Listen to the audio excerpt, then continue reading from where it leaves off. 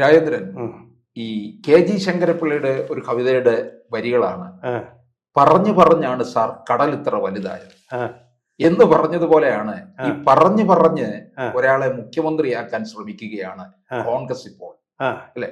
ഏറെ അങ്ങ് പറഞ്ഞു കൊണ്ടിരുന്നു കഴിഞ്ഞാൽ അങ്ങ് മുഖ്യമന്ത്രി ആകും എന്നാണ്.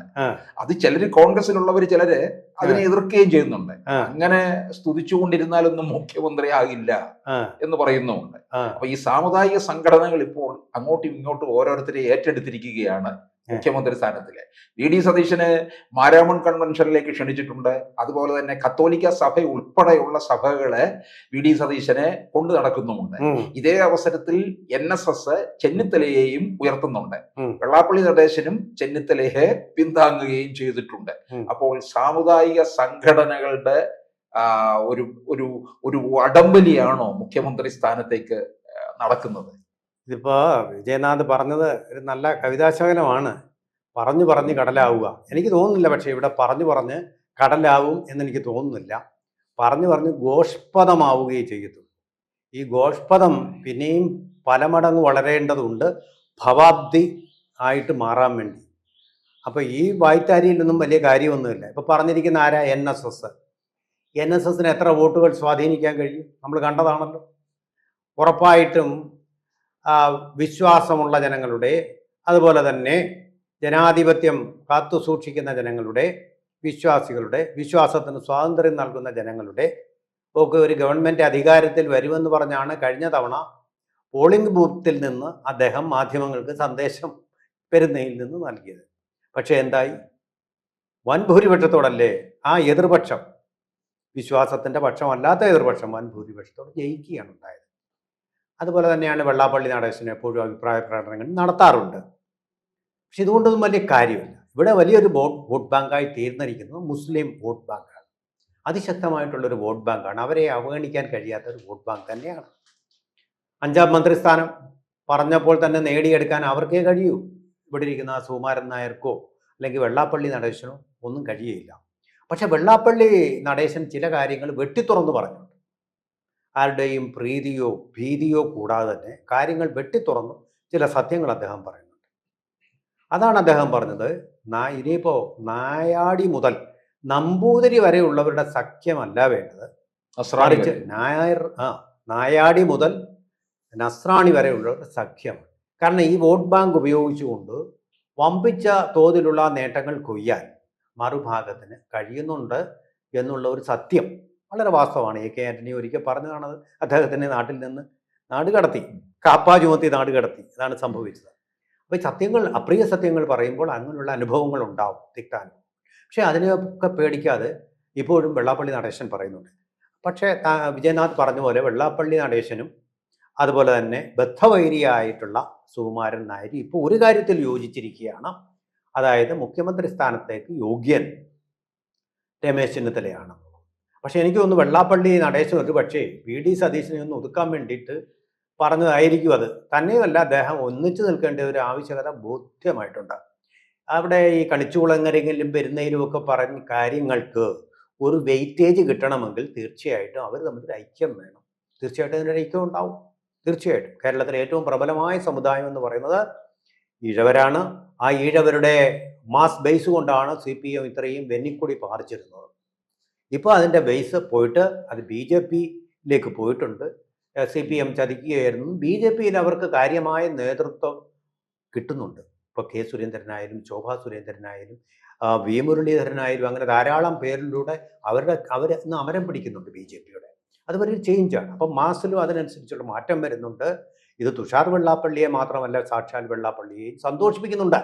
പക്ഷേ അവർക്ക് ഈ രണ്ട് മുന്നണികൾക്കിടയിൽ കിടന്നിട്ട് ആനകൾക്കിടയിൽ കൊതുക് അകത്തപ്പെട്ട പോലെ അനുഭവമാണുള്ളത്.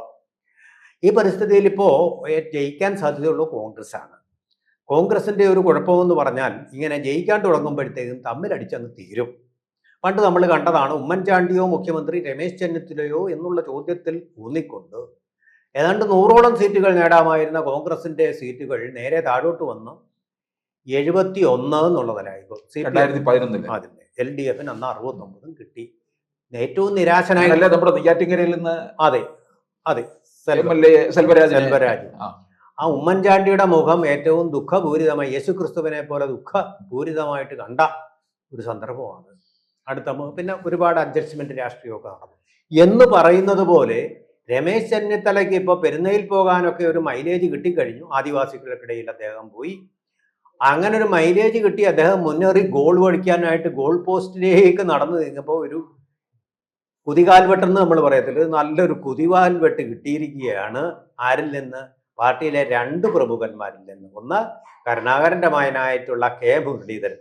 ആരെങ്കിലും പുകഴ്ത്തി പറഞ്ഞ ഉടനെ അയാളെ പിടിച്ച് മുഖ്യമന്ത്രിയാവുകയില്ല എന്നുള്ള ഒരു ആക്ഷേപഹാസ്യമാണ് മുരളീധരൻ പറഞ്ഞതെങ്കിൽ, പാർട്ടി ഇങ്ങനെ സംഘടനകളിൽ പോയി പ്രസംഗിക്കുന്നവർക്കല്ല, ഏതെങ്കിലും സമുദായ സംഘടനകളിൽ പോയി പ്രസംഗിക്കുന്നവർക്കല്ല മുഖ്യമന്ത്രി സ്ഥാനം കൊടുക്കുന്നത്. ഈ 2 പേരും സമ്മതിച്ചിട്ടുണ്ട്. അതിനെക്കുറിച്ച് സംസാരിക്കാനുള്ള സമയമൊന്നും ആയിട്ടില്ല ഇപ്പോൾ. അത് അസ്വാഭാവികമാണെന്ന് നമുക്കറിയാവുന്ന പോലെ ഒരൊറ്റ ഉത്തരം പറഞ്ഞാൽ മതി. തെരഞ്ഞെടുപ്പ് കഴിയുമ്പോൾ കേന്ദ്ര നേതൃത്വം വരും, MLA-മാരെ കാണും, അവരുടെ ഇഷ്ടം എന്താണെന്ന് ഓരോരുത്തരെയായിട്ട് എടുത്തു ചോദിക്കും. അതിൻ്റെ അടിസ്ഥാനത്തിലാണ് ഒരു തീരുമാനം. കേന്ദ്ര നിരീക്ഷകർ ഹൈക്കമാൻഡിന് വേണ്ടിയാണ്, അവരാണ് തീരുമാനിക്കുന്നത്. എടുത്തിട്ട് പോവുക. ഇവിടെ കിടന്ന് ഈ കടിപിടി കൂട്ടിയിട്ട് കാര്യമൊന്നുമില്ലെന്ന് അറിയാമെങ്കിലും കടിപിടി അങ്ങ് കൂട്ടുക. കാരണം യദുകുലം അവരുടെ വിനാശകാലത്തിൽ പരസ്പരം ആ പുല്ലുകൊണ്ട് അടിച്ച് മരിച്ചു എന്ന് പറയുന്ന പോലെ തമ്മിലടിച്ച് അവരുടെ വിജയം സാധ്യത ഇല്ലാതാക്കി തീർക്കുകയാണ് ഈ കോൺഗ്രസ് ചെയ്തുകൊണ്ടിരിക്കുന്നത്. വിജയത്തിന്റെ പടിക്കലെത്തിയിട്ട് ആ കുടം കൊണ്ട് അവിടെ ഇട്ടങ്ങ് ഉടയ്ക്കുക, ഒരു സ്ഥിരം ശീലമാക്കി മാറിക്കഴിയും. ഇതിനകത്ത് 100 അഭിപ്രായങ്ങൾ പറയേണ്ട ഈ വാർത്ത മാധ്യമങ്ങൾ ഉണ്ടാക്കിയതാണെന്നാണ് മുരളീധരൻ പറഞ്ഞത്. എങ്കിൽ നിങ്ങൾക്ക് മറുപടി പറയാമായിരുന്നു കൂടെ. മൈക്ക് കാണുമ്പോൾ പ്രതികരിച്ചേ പറ്റൂ ഈ നേതാക്കന്മാർക്കല്ല. അവരുടെ വിജയത്തിന്റെ അടുത്ത് വന്നിട്ട് അത് നശിപ്പിച്ച് കളയും. 100 പ്രസ്താവനകൾ. അതിനെ തുടർന്ന് വീണ്ടും പത്രക്കാരല്ലേ, കൗശലക്കാരാണ്. ഈ മൈക്കുമായിട്ട് ഇദ്ദേഹം ഇങ്ങനെ പറഞ്ഞു എന്നും പറഞ്ഞ് റിയാക്ഷൻ എടുക്കാൻ അവിടെ പോകും. അപ്പൊ അദ്ദേഹവും വെളുത്ത് മെനുക്കി അലക്കി തേച്ച ഉടുപ്പുമായിട്ട് ഒരു പ്രസ്താവന അങ്ങനെ അങ്ങ് നടത്തും. ഇതിങ്ങനെ പറഞ്ഞ് ഈ പറയുന്നതാണ് കടലായിട്ട് വരുന്നത്. പറഞ്ഞത് വിവാദത്തിന്റെ കടലായിട്ട് അല്ല, അധികാരത്തിന്റെ കടലായിട്ടല്ല വരുന്നത്. ഇപ്പോ അത് അപകടമാണ്, ഒരു സുനാമിയാണ് കോൺഗ്രസിന്, ഒരു വാണിങ്ങുമാണ്, ഒരു അലാം സിഗ്നലുമാണ്. അത് അവസാനിപ്പിക്കണം. അവര് വിഴുപ്പിലക്കൽ അവസാനിപ്പിക്കണമെന്ന് എസ് വേണുഗോപാലും പറയുന്നില്ല, രാഹുൽ ഗാന്ധിയും പറയുന്നില്ല, കേന്ദ്ര നിരീക്ഷകയുണ്ടല്ലോ ഒരാൾ, അവരും പറയുന്നില്ല. എന്തൊരു കഷ്ടമാണിത്. പഠിക്കൊണ്ടിട്ട് വിജയം കളയേണ്ട വല്ല കാര്യമുണ്ടോ?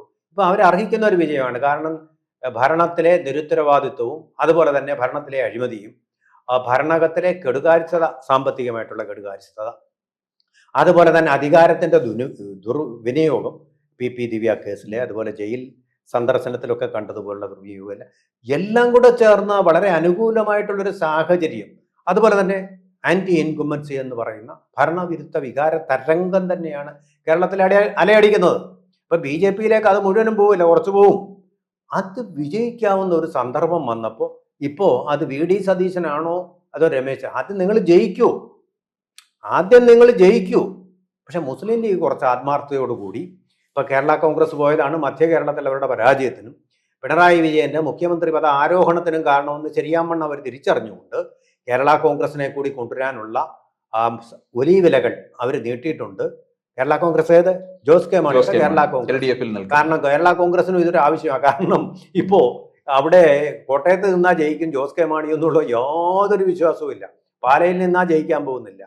അതുപോലെ തന്നെ അതിനടുത്ത് വേറൊരു മോൻസ് ജോസഫ് കടുത്തുരുത്തി മണ്ഡലത്തിലുണ്ട്. അങ്ങോട്ട് അടുക്കാൻ പറ്റില്ല, കടുവയാണ് അവിടെ ഉള്ളത്. അപ്പൊ അതിനെ പേടിച്ച് അങ്ങോട്ടും പോകാൻ വയ്യ. അപ്പൊ അങ്ങനെ വരുമ്പോ മുസ്ലിം ലീഗ് ഒരു ഓഫർ വെക്കും. തീരുമാനിച്ചിട്ടില്ല, അത് തിരുവമ്പാടി സീറ്റ് നിങ്ങൾക്ക് നൽകാമെന്നുള്ളൊരു ഓഫറിൽ അല്ലെങ്കിൽ ആ ചൂണ്ടയിൽ കൊളുത്തി മുസ്ലിം ലീഗിനെയും കൂടെ എടുത്താൽ ശരിക്കും സ്ഥിരമായിട്ടൊരു ശക്തിയുള്ളതും ഈ തമ്മിലടിച്ച് യാകാതെ തൽക്കാലം ഇരിക്കുന്നത്. സമസ്തയുമായിട്ട് ചില പ്രശ്നങ്ങളുണ്ടെന്നേ ഉള്ളൂ. മുസ്ലിം ലീഗ് മാത്രമാണ് ഒരു സേഫ് ഡെപ്പോസിറ്റ്. ഇനിയിപ്പം VD സതീശന്റെ പ്രതിപക്ഷ സ്ഥാനം മോഹങ്ങളൊക്കെ വെറുതെ ആകും അല്ലെ? പ്രതിപക്ഷ സ്ഥാനത്തിരിക്കും, അത് 2026 തുടരുമോ എന്നുള്ളതാണ് സംശയം. അതെ, ഇങ്ങനെ പോയി കഴിഞ്ഞാൽ 2026 അദ്ദേഹത്തിന് ഈ സ്ഥാനത്ത് തന്നെ തുടരാം. അദ്ദേഹത്തിന് മുഖ്യമന്ത്രിയോ അല്ലെങ്കിൽ മന്ത്രിസഭയിൽ ഒരു പ്രധാനപ്പെട്ട വകുപ്പിന്റെ ചുമതലയോ കിട്ടണമെങ്കിൽ തീർച്ചയായിട്ടും. പക്ഷെ അദ്ദേഹം ഇതിലൊന്നും കക്ഷി ചേരുന്നില്ല കേട്ടോ. ഈ വിവാദങ്ങൾക്കിടയിൽ അദ്ദേഹം കലക്കാൻ ശ്രമിക്കുന്നില്ല. അതിനെപ്പറ്റി ഒന്നും പറയാതെ മാന്യത പുലർത്തുന്നുണ്ട്. ഈ മറ്റുള്ളവരും കൂടെ അത് നിർത്തിയെങ്കിൽ മാത്രമേ, കോൺഗ്രസ് എന്ന് പറഞ്ഞാൽ ഒറ്റ കക്ഷിയാണല്ലോ. അപ്പോ ഈ തരത്തിലുള്ള ഈ വിവാദങ്ങൾ ആളുകൾ നിങ്ങളെ പരിഹാസ്യരാക്കുന്നു. CPM അത് പരമാവധി മുതലാക്കും. ഇപ്പൊ തന്നെ കൈരളിയും ദേശാഭിമാനിയും ഒക്കെ അത് മുതലാക്കാൻ തുടങ്ങിയിട്ടുണ്ട്. അതുകൊണ്ട് ഈ ചതിക്കുഴിയിൽ വീഴാതെ കണ്ട് അഹങ്കരിക്കുക. അഹങ്കാരവും ഈഗോയും ബാധിച്ചു കഴിഞ്ഞാൽ അത് പ്രശ്നമാവും. ബാധിക്കാതെ നിന്ന് കഴിഞ്ഞാൽ നിങ്ങൾക്ക് ജയിച്ച് കരകയറാം. അത് കഴിഞ്ഞ് വേണമെങ്കിൽ അടി തുടർന്നോ. തൽക്കാലം ഒന്ന് ജയിക്ക്. അത് കഴിഞ്ഞിട്ട് നമുക്ക് മുഖ്യമന്ത്രിയെ തീരുമാനിക്കാം. മുഖ്യമന്ത്രിയാണോ വേണ്ടത്, പ്രതിപക്ഷ നേതാവാണോ എന്നുള്ള കാര്യത്തിൽ ഒരു തീരുമാനത്തിലെത്താം. അതുപോലെ